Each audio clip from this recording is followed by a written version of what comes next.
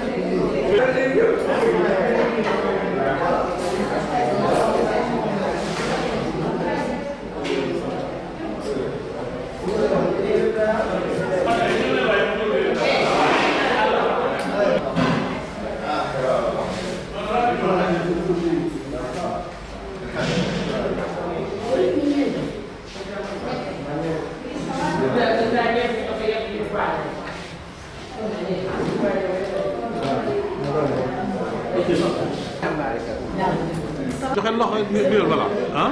moo ko la dem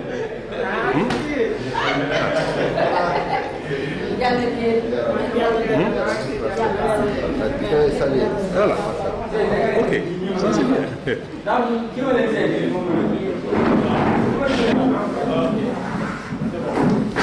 bon rek un instant un petit instant rek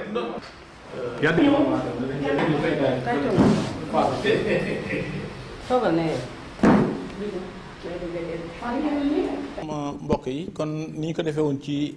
altine bi ñu génn bi ñu ubbi muy tey jii ci samedi démb lañ ko waroon jeexal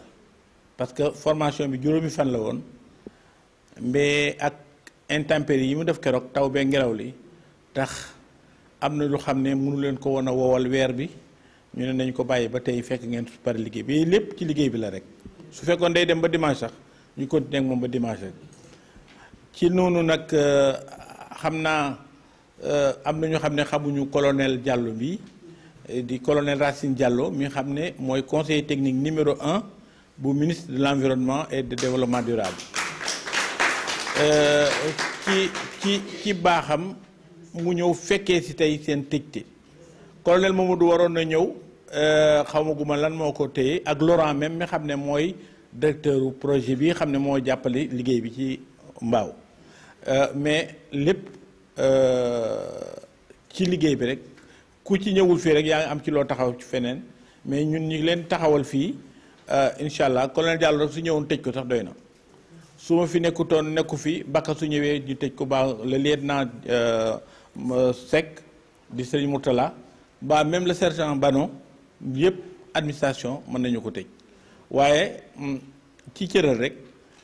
ñu war a xool ni ñuy tëralee programme bi damay bàyyi bakka mu joxe leen ko ñu gàttal ñu amul lu bëri lu ñuy wax li ngeen doon def moo doon pratique te pratiquer ngeen gis ngeen li ngeen def ku ñëw xam ne ñii kat liggéey nañ ci juróomi fan yi gis nañ li ngeen fi liggéey déjà mu nekk satisfaction totale te xam naa ne xaw ma cere ji mooy dem direction des eaux et forêts xaw ma nag caakri bi mooy dem xaw ma cere ji mooy dem Fuuta xaw ma ko woon daal mais en tout cas kilifa yi danañ ci mos Modou Fall nee na moom jënd na soow ba pare di xaar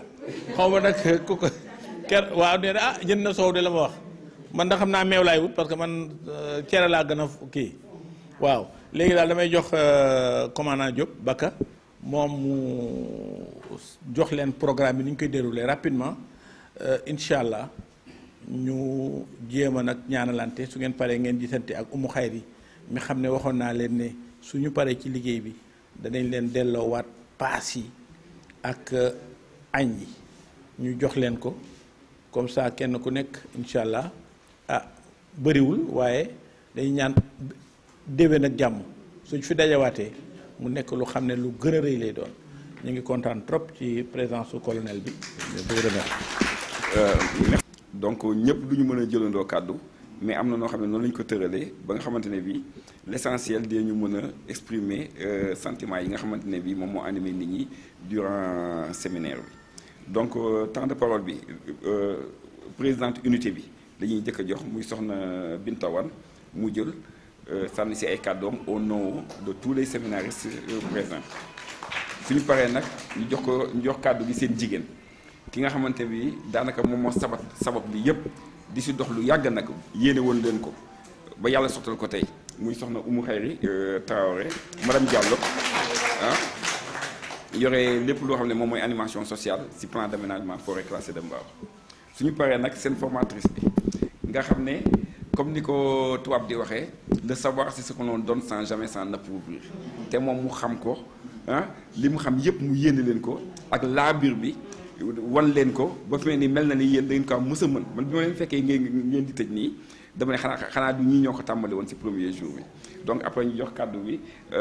mademoiselle Aminata Fadoum Ly comme ça bu sànni ci ay kàddu en tant que formatrice suñu paree nag ñu jox kàddu gi Antoine Gomis parce que Antoine Gomis moom moo fi toogal waa Clousa patron moom Laurent waroon na ñëw mais soo metul sax mu ngi ci yoon bi parce que diggee woon na ko te moom xam nañ ne kuy sàmm kàddoom la am naa yaakaar ne mu ngi ci yoon bi di ñëw soo metul balaa ñuy àggale fii dina ñëw teewee tëjtal bi suñu paree nag ñu door a jox kàddu gi colonel Racine Diallo di conseiller technique numéro 1 bu ministère environnement et développement durable mu ñëw sànni fi ay kàddu au nom du ministère de l'environnement suñu paree nag ñu delloowaat buum bi si njooy ga ñu delloo kàddu gi colonel Moussa Fall kenn du leen ko présenté kenn du leen jox ay tegtal si moom en sa qualité de responsable des opérations d'aménagement du plan d'aménagement de la forêt classée de Mbao moo ko fii ba def ngeen formation en technique de transformation des céréales locales et de confection des emballages je vous remercie. waaw ok a'uuzu billahi mina sheytaani rajim bismillahi rahmaani rahim asalaamaaleykum ñoo ngi leen di nuyuwaat yéen ñëpp ci seen tur ak seen sant di kontaan ak ci jataay bi nuyoo bi nag nu ngi koy jiital ministère de l'environnement wàcc ba eaux et forêts wàcc ba ci plan d'aménagement comme ni ñu ko waxee ndax sëñ bi nee na nañ dëxañ wax jërek ci biir ndax jot am bi loolu yëpp jàllee ñoo ngi kontaan ci unité bi ndax unité bi démarche bi xaw na yàgg xawoon nañu sax découragé waaye nag bés ni ki tey pour wax ji bañ a yàgg bés ni ki tey danoo dépassé un pas d'en avant boo xam ne nii yàlla nañu yàlla may continuité ba nga xam ne dañu siy jële réussite tey de rafet na jataay bi rafet na nii mais man de sama fit comme ni ñu ne maay présidente unité bi sama fit dalagul dañuy ñaan yàlla nag nii nu ko commencé si bisimilahi rahmaani rahim ñu yeggalee ko si alhamdulilahi rabil alamin ndax li mu doon mooy liggéey bi rafet na lool macha allah jataay bi rafet na lool macha allah sunu formateur yi formatrice bi ak assistant bi ak coach bi vraiment ni ñu nu taxawoo képp ku ñu jàngale noonu nga mokkal parce que man daanaa jàngale alphabétisation kon xam naa lu di taxaw jàngal ay mag waaye ñii de ku ñu jàngal nga mokkal lii nu mokkal nag bala ñuy del si weer wii di del si déwén di mois de juin yàlla na nu réaliser loo xam ne nii ñi sonn coono bii dox bii taxaw si ba mu sotti te fas yéene doxaat leneen ak leneen mu nekk unité transformation dëggantaan céréale locale bi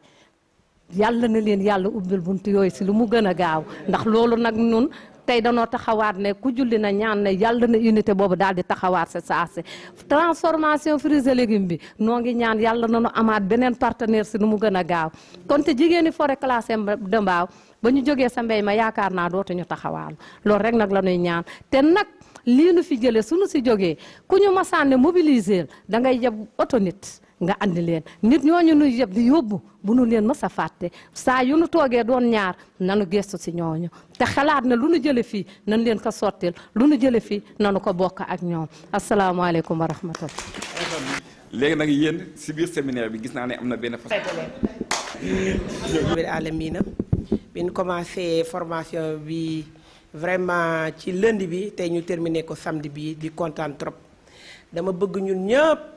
ñu remercier ñu ñaanal au fond de nous nos formateurs Aminata Fadoum Ly Juliette ak le point focal le coach Antoine ñun ñëpp nañ leen ñaanal au fond de nous nañ leen ñaanal bu baax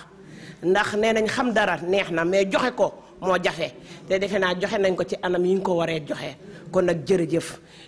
kii boobu ci gërëm googu yëpp maa ngi koy delloo Laurent Gomis mi xam na ne moom aussi lii lépp moom la kon nag moom it ñu ngi koy ñaanal ci wax ne partenariat bi yàlla bu mu fi yem di delloo di ñëwaat nag ci ngërëm gi di leen ko jox yéen ñi formatrices yi parce que defe naa formation bi def ngeen ko ci anam ambiance bu aw yoon ambiance familiale comme ñun ñu def suñu équipe bi nii rek da ngeen gis tey jii xamu leen ne ingénieur forestier ba comme ma nga ca yenu paan yaag ak yenn leen naa fekk ma nga ca yenu yaag dem ak a dikk noonu ngeen ko defee ñu def ko ci ambiance loolu dama ciy sant yàlla parce que xëy na man lañ jagalee ma leen di gunge waaye ambiance bii ñu defee formation bi dama ciy sant ndax mënoon nañoo indi ay formateurs jox leen ñëw fekk fi ay xuloo ak ay yu ndaw mais loolu lépp amu ci donc ça s'est passé dans de bonnes conditions damay sant yàlla aussi à l'ouverture on avait le colonel Modou Fall mu woor sonn trop ma forcé ko ne ko ñëwal nga ñaaxal ma sama jigéen ñi mu ñëw ci à la fermeture ñu gis colonel Diallo mu ñëw it sagal ñu kon damay sant yàlla bu baax ñuy bokk di wax ne lii yàlla bu mu fi yem parce que dañu bëgg ni projet bi mu gunge ñu parce que yemuñu ci transformation céréales yi am na yeneen ak yeneen yu ñu ci war a jum parce que mbéy mi ñuy def fi bare na pomme de terre bi mun nañu dem ba def ko ay chips yeneen ak yeneen mun na am te bëgg naa li ma doon wax barki démb ne ñu gis suñu produit yi ci grande surface au niveau du Sénégal en Afrique et partout dans l'Europe maa ngi sant di gërëm.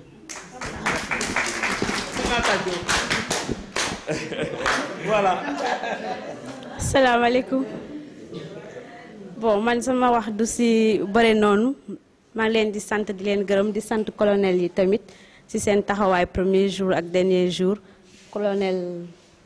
Fall ak monsieur Baka et les autres maa ngi leen di sant di leen gërëm léegi bon tey mooy dernier jour formation def nañ 5 jours déroulé nañ ay modules bon nit ñi maîtriser wuñu mais man li ma gënaloon mooy application bi formation bi bu mu yem fii rek du parce que pare nañ tey suba wala ginnaaw suba mun ngeen reposer sax 2 jours ngeen dem soit ngeen cotiser wala ngeen xool foo leen di amee fonds benn 10 000 wala 20 000 ngeen dem jëndi dugub ngeen ñëw ngeen reprendre foofu ngeen di à force d'appliquer foofu ngeen di mën a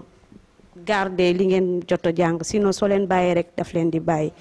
maa ngi leen di remercier tamit di leen baalu ak si parfois yuuxu yi peut-être wax naa li ma warul wax sooy jàngale mag ak leneen maa ngi leen di jégalu merci. merci beaucoup. bu fa ok salaamaaleykum olof bi dina xaw a doy waar dina xaw a demee boor mais da ngeen koy comprendre ok bon man d'abord dama am ñaari mbir yu may waxee d'abord fii forêt classée de Mbao sama retour fii daf ma marqué en fait retour la parce que dama koy waxee xol sax parce que lu bari fii laa ko jàngee beaucoup ne le savent pas mais bi may doog a door ñemewu moon sax jël parole en public donc fii ci forêt Mbao laa ñëwee nekk assistant consultant may seet nit ñi nu ñuy defee ma jógee ci jàng lu bari donc tey jàpp leen ni seen doom dafa dellu si comme ni ma waxee keneen sànq retour au bercail la ok mais retour au bercail boobu dafa ànd ak renforcement mooy formation bi nii ñu amal ñi ne woon déet dañuy def benn formation rek ci transformation ma ne leen déet directeur soo leen defalee formation transformation fan la ñuy def seen produit bi mu ne kon ñu xool luñ koy coupleel waaye budget bi dana fort de mu ne ko déet buñ ko mënoon a def ñett sax ndax ku transformé ba pare nga defar sa emballage xanaa di nga ko jaay di nga ko exposé mu ne non booy jëlal ñaar donc ça veut dire que deux formations yi ñu jot a décroché jàpp naa ni suñu effort bu ndaw la pour mën a commencer partenariat bi ak forêt classée bu Mbao ak projet d'aménagement bi donc ci loolu damay rejoindre un peu en tant que coach ci zone bi point focal bi li may xaar mooy je pense lii sama naataango bee wax Aminata su ma ko xaarul moom faw sax ñu seetaat pour lan ma nekk fii mooy suivi bi il faut que ma ñëw mën a dellu si fii fekk yéen a ngi ci loolu nag ci benn relation bu ñuy am entre ñun la bàyyi nañ fi li tax ñu mën a maintenir relation boobu suñuy contact su ngeen amee loo xamante ni xalaat ngeen ni loolu lañ mën a indiwaat pour mën a continuer liggéey boobu canaux yi du ñu jeex colonel a ngi fii lieutenant yaa ngi fii ak colonel Diallo également bu ñëw renforcer colonel Mouhamadou keroog ñëwoon na fi aussi joxe na ay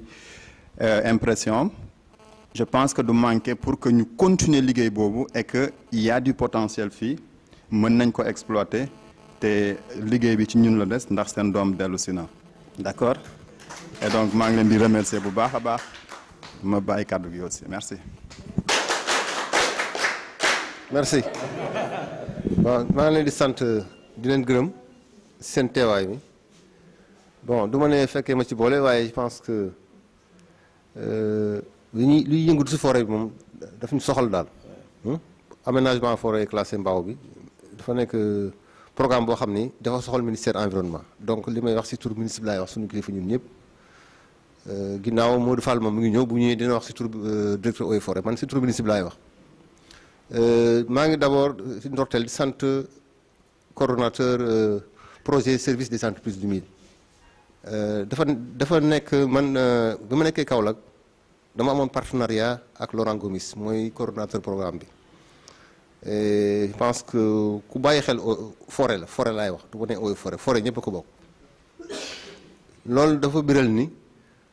li ma fekk fii du ma bett en tout cas ñu ngi koy sant si partenariat man j'avais amoon naa partenariat ak moom Kaolack ñëw naa fi fekk naa fi aussi mu am partenariat ak forêt classée Mbao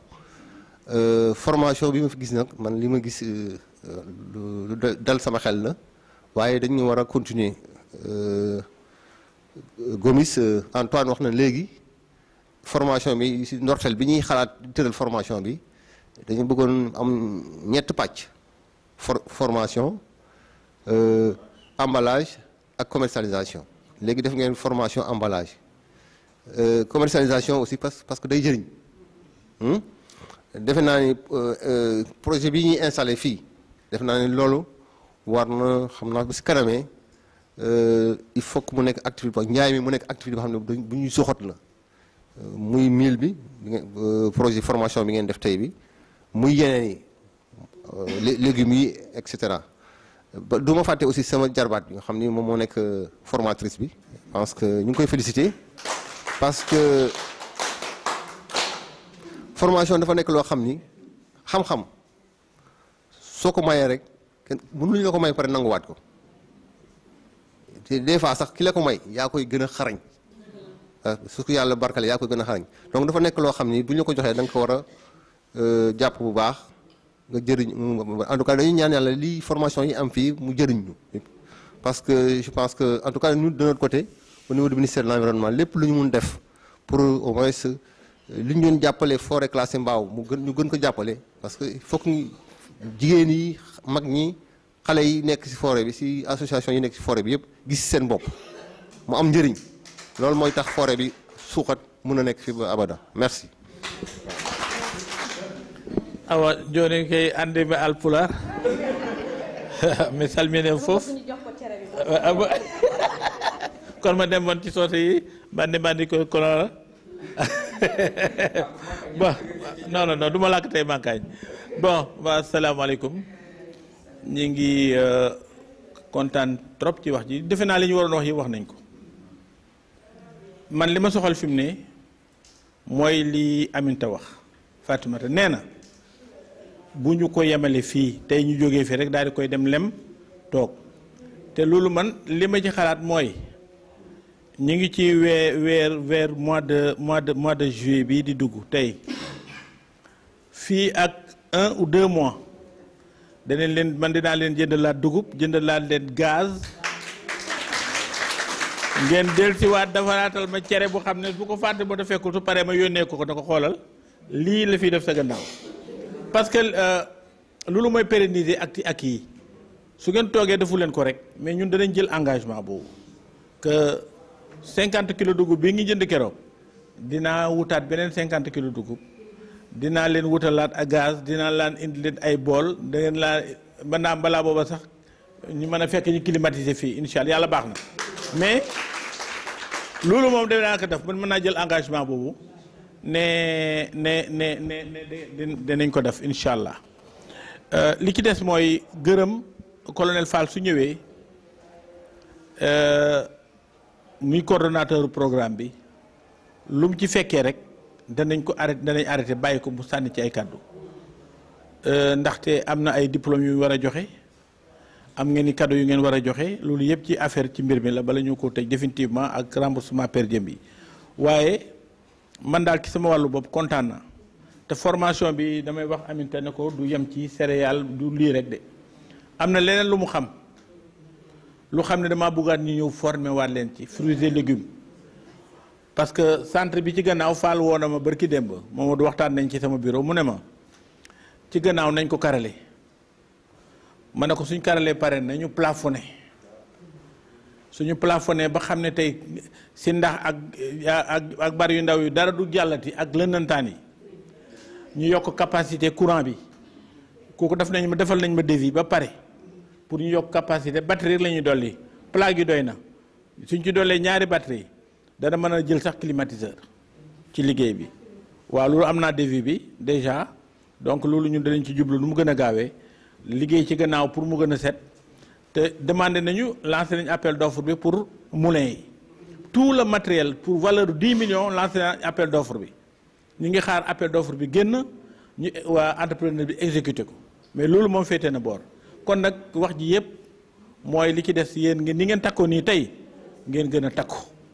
nekk benn boole xol yi ñun li ñu boole fii ñun ñëpp man ba may ñëw Mbao fii xamu woon Bambi xamu woon Binta xamu woon nu mu tuddati Fat Meg ak Fat Kanam xamu woon kenn yàlla def na ne ñëw naa fii kon waaw léegi waa entrée ñëw leen excellent ñëw leen may boy comment ça va et Laurent et Ndiago kay ça va bien et Ndiago waxal ma ko mu ñëw. l'homme de Kaolack directeur ça va bien. su ma lay woo doo ma wuyu. man jël moo kii. mooy su ma de. waaw. waa ngi filmé de mu ngi filmé de. waaw na filmé voilà kon nag man maa ngi woon doon waaj a jeexal te Fadoum lim ñu demandé daf nañu seen magasin bële ca gannaaw foofu ñu doon transformé jox nañu ay normes techniques yoo xam ne nañ ko defaraatal ba ni mu gën a rëyee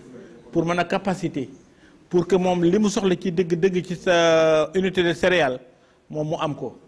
dinaa ko jottali ñi xam ne ñoom ko war a jot démb woo nañu entrepreneur bi ñëw na jël mesures yi danañu defal devis ñu xam lu mu war a toll mais ñun daal li ñu xam incha allah fii li ci des ci liggéey bi mooy ñu defal leen ko plafonné ko yokk capacité courant bi loolu jël nañu devis bi ba pare incha allah danañ ko yokk plafonné bi danañ ci waxtaan ak colonel Modou Fall coordonnateur pour que léegi liggéey bi gën a mën a sell. li ci des nag mooy yi ngeen demandé rek lii Fadoum def ak yéen ak Laurent vraiment ñun mbégte la ci ñun ñu ngi leen dañu bëgg rek won leen ci kii ci turu plan d'aménagement au coordonnateur mi ngi nii moom mooy gërëm nag ci turu Beydi man du ma gërëm ci turu Beydi ci turu coordonnateur laay gërëm plan d'aménagement su paree nag Laurent mi ñu doon wax ne mi ngi ñëw mi ngi nii dana ki sànni ay kàddu am ngeen ay lu ngeen ñaanoon léegi na commercialisation formation la dañ leen ko jàngal ak yeneen yu sew li ngeen ciy wax da ngeen ko mi ngi nii dina ko dégg ngeen jottali ko parce que moo financé lii tey kon nag man ci sama wàllu bopp dama leen di gërëm di leen sant di yokk rek ne comme li ma leen mujj a wax nañu boole xol yi nañu liggéey nañu ànd parce que ëllëg lii ngeen commencé tey ëllëg mën na am fu xam ne fa muy egg du ngeen fa egg yéen waaw soo demee ba biir France nga fekk fay cere yi mbaaw ah dina neex a dégg waaw kon nag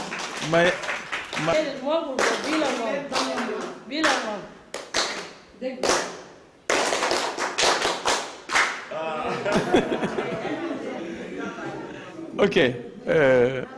vraiment merci. xaarumoo ne prévoir moo ne que damay ñëw pour def benn discours ñoom Fall colonel Fall ñoom dañoo def seen affaire ñëw indi ma fii pour ma def discours mais man pare amoon discours dama ñëw rek pour seet si leen mais comme que tombé naa ci discours y a pas de problème naa leen defal quand même discours amul benn problème léegi maa ngi rafetlu torop comment dirais-je la formation bi bañ ko waajee yàgg na Antoine ñëw na fa ay yoon pour demander ñu que ñu defal jigéen ñu nekk ci forêt Mbao benn formation Aminata tamit d'accord ci ñu def formation ba en fait ñun nag suñ projet mu ngi tudd USDA PSEM USDA mooy département américain de l'agriculture moo ñu jox xaalis bi nga xam ne moom la ñuy financer projet bii nii projet bi nag mu ngi yëngatu Kaolack Kaffrine Fatick Dakar Touba te bëgg nañ ko yaatal ci yeneen gox ci loolu lañ nekk nii loolu moo tax démb Aminata mu jóge fii ñëw fële ci ñun pour mun a xalaat naka lañ koy yaatalee naka la ñuy def ñun nag ñuy piloter projet bi NCBA CLUSA la NCBA kalaama anglais la mais CLUSA mooy coopérative bu nga xam ne moo ëmb coopérative bi gën a mag yi nekk comment dire États-Unis ñu ngi à peu près ak 500 coopératives yi nga xam ne yu gën a mag même coopérative électricité banquier ainsi de suite ci ñun lañ nekk instant bi nii ñu ngi ci suñu 100e année maanaam coopérative mu ngi am 100 ans donc ce qui veut dire que coopérative bi yàgg na en fait fii Afrique nag ñu ngi yëngatu un peu partout Sénégal gi am nañ fii ñetti projet yi nga xam ne ñu ñoo koy piloté projet nutrition bu mag bu nga xam ne bi moom USAID moo ko financé ñu ñoo ko gagné ñoo koy piloté ak projet bii nii ak benn projet school feeding bu nekk côté Saint-Louis donc c'est pour vous dire que CLUSA yemul foofu rek yemul ci lii kese c'est pour vous dire que yéen tey jii formation bi ngeen def nii yéen a ngi bokk ci famille bu gën bu gën a rëy bii nii pas uniquement Forêt Mbao mais ci yeneen famille ngeen bokk en fait en ce moment là parce que léegi nii gis nañ ne gars yi dañuy jël ay liste de présence yooyu dañ koy dugal ci suñ base de données pour ñu mën a xam ne partout fu ñu investir du yàgg dinañ fi ñoo def géolocalisation xam naa waa forêt bi dinañ ñu ko permettre pour que ci monde entier kuy ubbi suñ site bu tapé forêt de Mbao mu gis ne fii nii mus nañ fi def benn investissement mus nañu def benn formation. li ñu namoon nag dañ bëggoon du ma def ci formation yi parce que du ma spécialiste transformation mais li ma bëgg mooy ak ñun lépp li ñu bëgg mooy que tey jii bu ñu leen joxee formation bi ngeen def tout seen kéem lay kattan ngeen continuer maanaam développer formation bi seen biir. nekkul rek waa Forêt Mbao ñoo leen jox xaalis pour ngeen mën a développer formation bi di ngeen jàng marketing di ngeen jàng commercialisation di ngeen jàng sax nu ngeen di utee yeneen marché. ça ne veut pas dire que dañ leen defal formation rek ñun ñoo yendu seen produit dem jaayal leen ko déedéet dañ leen jox xam-xam bi won leen yoon bi yéen ci seen bopp nag heure bu ngeen soxlaa jaay ngeen dem jaay foofu heure bu ngeen soxlaa produit matière première dañ leen di won fan ngeen koy jëndee. ça ne veut pas dire que waa Forêt Mbao ñoo leen defal formation bi que ñoom après ñoo leen di utal dugub ñoo leen di utal sànqal ñoo leen di utal ay tami déedéet loolu seen liggéey mooy jàngal leen nu ngeen defee formation ba jàngal leen ni ngeen defee céréales yi jàngal leen tamit fu ngeen nu ngeen koy jaayee buñ paree ci loolu nag li ci des yëpp yéen la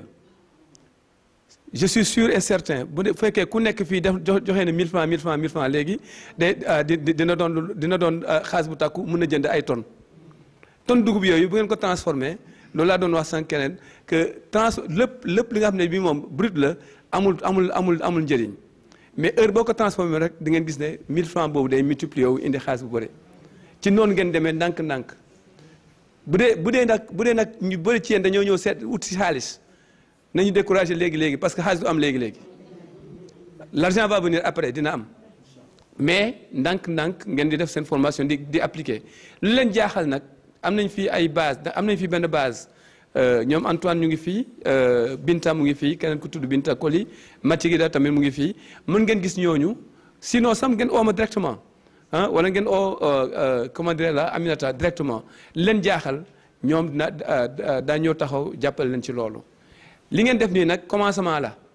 bu dee takku ngeen ci fargu ngeen ci rien ne nous empêche dara terewuñu ñu ñëw defaat leneen ak leneen. waaye bu dee fii rek ngeen yem du ngeen ñu mës a seen parce que duñ ñëw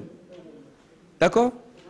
je pense que c'est très clair te bu ñu ko defee noonu dina baax donc je disais tantôt nous sommes un projet qui s'appelle USDA PCM. USDA c'est le projet d'appui au service des entreprises du mil.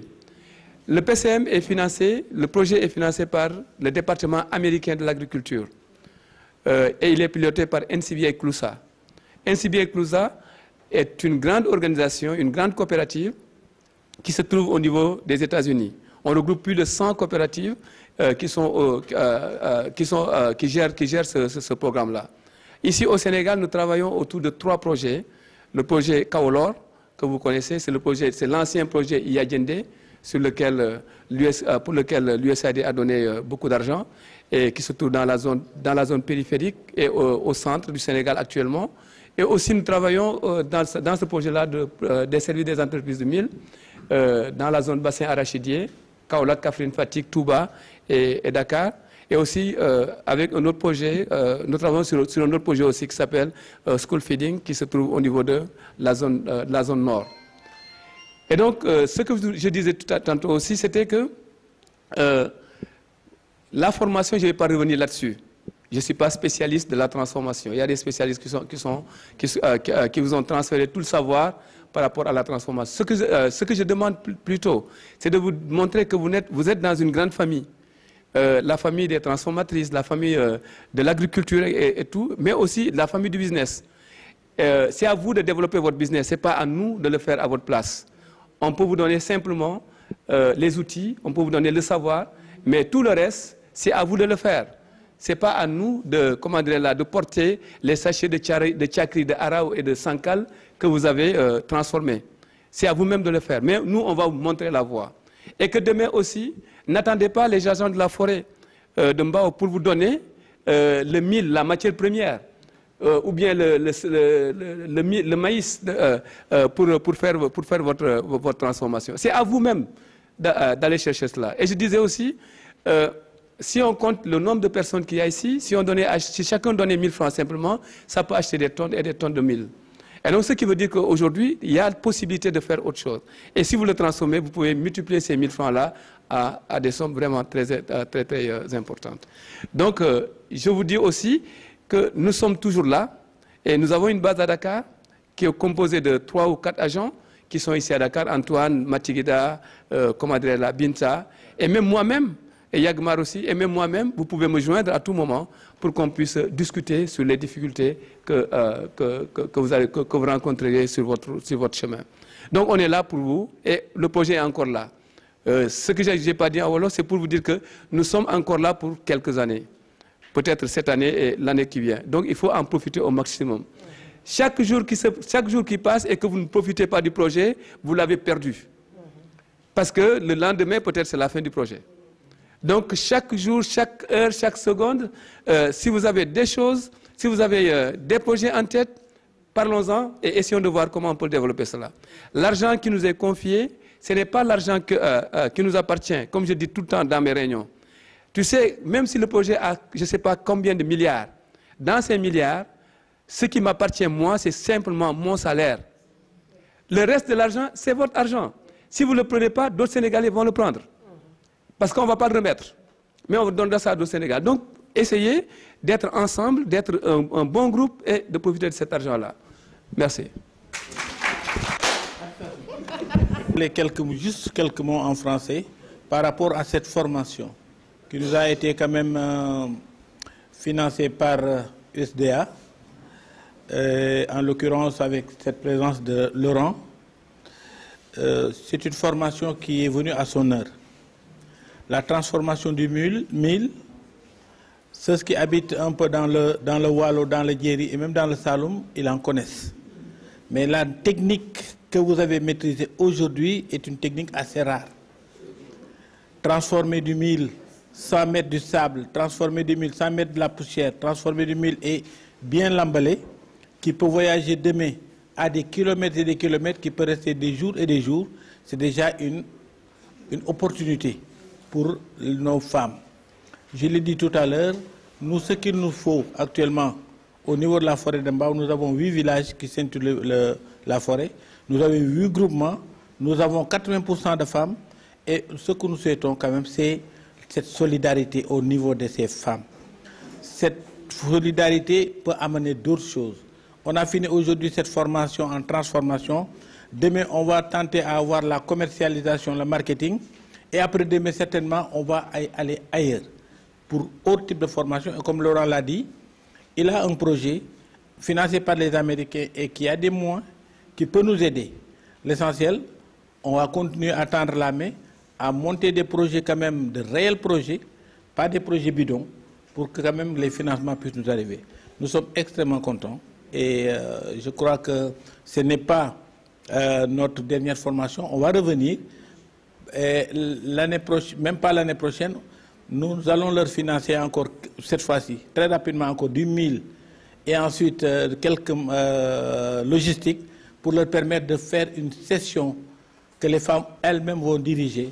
pour montrer quand même que ça a été bien maîtrisé. Et ça, on le fera, Inch'Allah. Je vous remercie.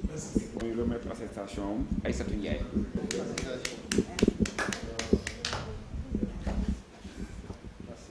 C'est bon. léegi Bistawa ñëw jël si attestation.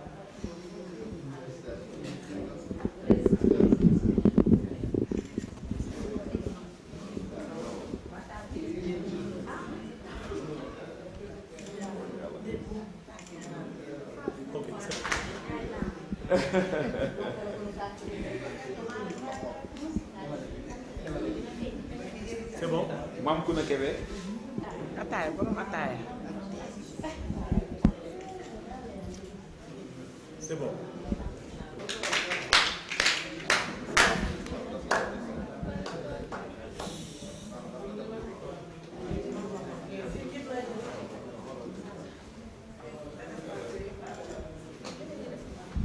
C'est bon.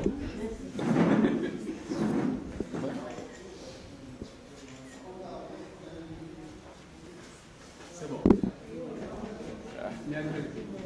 ñaari xarit yi man nga ñaari xarit yi retrouvé wu nañu. Ok, c'est bon. Ramata Wele attestation.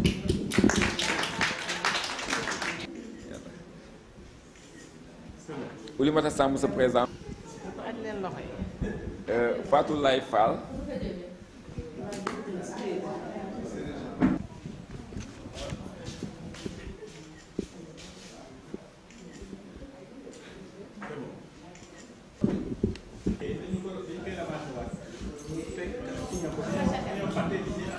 ak cachet bi waaw.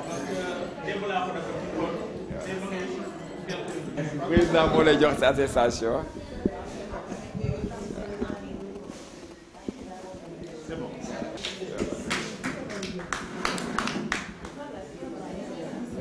moo koy jox attestation.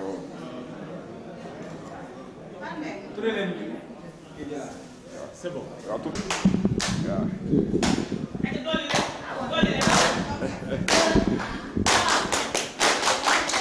voilà. dama laa wan ginnaaw. C'est bon. Kumba Kan.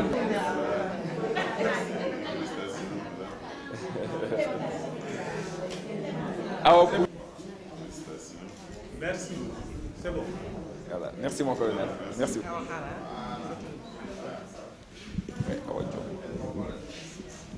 C'est bon. Léegi.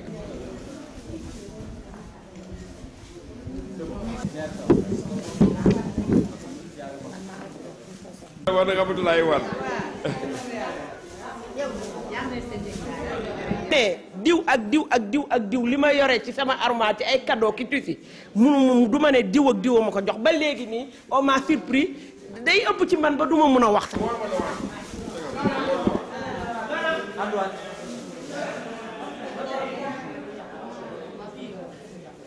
Ok.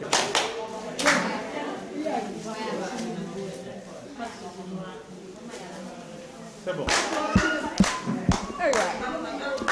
Light.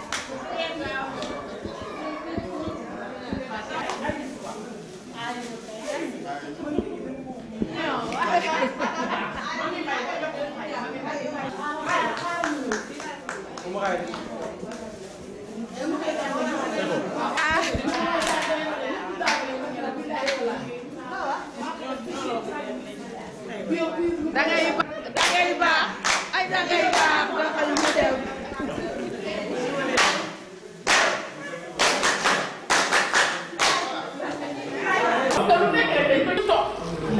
ñoom Moussa Fall dañ ñoo taxaw ba fi ñu toll nee naa la ci début bi nanguñu daray formation nekk fi ak suñu ay yaay nekk fi ak suñu ay kilifa ñun dañoo ragal a def dañ ñoo li ñuy wax yaa jàppale ku daru sàqet da cay daru yaa jàppale ñun dañ ñoo jàppale Moussa Fall daf ñoo jàppale ci kaw jàppale ñu ci suuf jàppale ci luñ yëgul unité bu doy nii unité bu doy nii ñu tabax ko jox ko ay nit indil ñu ko ci ñoo xamante ni ma sàmba yëgul ma demba yëgul dañ daan ñëw fii di visiter te kenn yëgu ko ay benn nit ñoo fi daan ñëw di xool visiter bi liggéey bi sax dañ ñu doon woo ñuy xool nan la ñuy liggéeyee kon ñii dañ ñoo jox cër dañ ñoo teg suñu place dañ ñoo yëg ba pare dañ ñoo liggéeyloo ñi Moussa Fall namuñu dara ndax moom lu mu ut rek daf ñu koy indil li mu wax dafa neex jàngal nit ki jox ko xaalis ñu ne déet na waaye nga ne di nga ko suivre jëndal ko dugub mu recommencé waat liggéey jaayal ngir boppam ku mu seddul sa xol yow doo amoo xol bi sedd te ndimbal na ci fekk loxol boroom ñun mënuñu leen a fay ñun ñi fi daje 5 jours mais ñun mënuñu fay suñu ay kilifa rawatina Umu Xayri mii Umu Xayri yaa jàppale Umu Xayri mënoon nga ne jigéen la Moussa Fall sa góor la waaye Umu Xayri yow dawoo dara ci groupement yi Umu Xayri yow dangaa téye dañoo téye rek te yàlla tax muy ci fii muy ci feneen nag fu mu mën a ne xam nga ne la da ngeen ñoo jàppale soutenir ñu taxawuñ ba pare bëggoo leen ñu mer benn yoon Baka Diop mii métti na torop muy taw bi li muy taw yëpp ci kawam la ko taw Baka Diop fii la ñuy jëlee dañuy yóbbu ba suñu kër te kenn ku nekk da nga am sa paas ci sa poos ñu la koy fay encore kon loolu ndimbal la jàngal nit rek dafa doy bàyyi ko muy taxawaalu ci àll bi yaa xam dugg na oto yaa xam duggul oto waaye da ngeen ñoo accompagner laa la wax ci biir ak ci biti ci kaw ak ci suuf maa ko wax may ma eggale may ma Binta sànq dafa gërëm dafa ne idée bi Fane Meng moom lay gërëm damay dëggal lenn rek da Binta ba ma nekk moom avant plan d'aménagement la damay dëggal lenn rek daf ma mus a wax Fane Meng cër rek la ma jox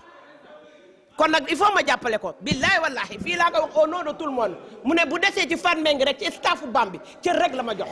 kon tey jii bu gën a gërëmalee lii man dama koy féddali ñëpp yëg ko ca loolu nga dox xale nga da ngay dem foo noonu ngay def saa woo bokkee ci groupe joxe génnee idée bu baax man mii ngay wax di ma delloo gërëm da nga dugg sama bureau jox ma idée bu baax boo xam ne ci projet bi la kon nii nga jàppee nii ak nii ngeen doxalee nii yéen ñëpp laa wax parce que benn nit mun na baax joxe idée te yéen ngeen ci bañ ci d'accord continuer leen nii day dem rek. ok jërëjëf. maa ngi ci de.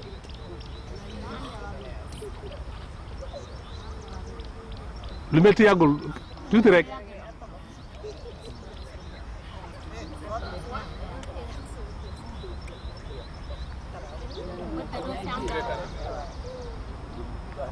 waaw xaaral ma bale la une deuxième fois mu jeex takk.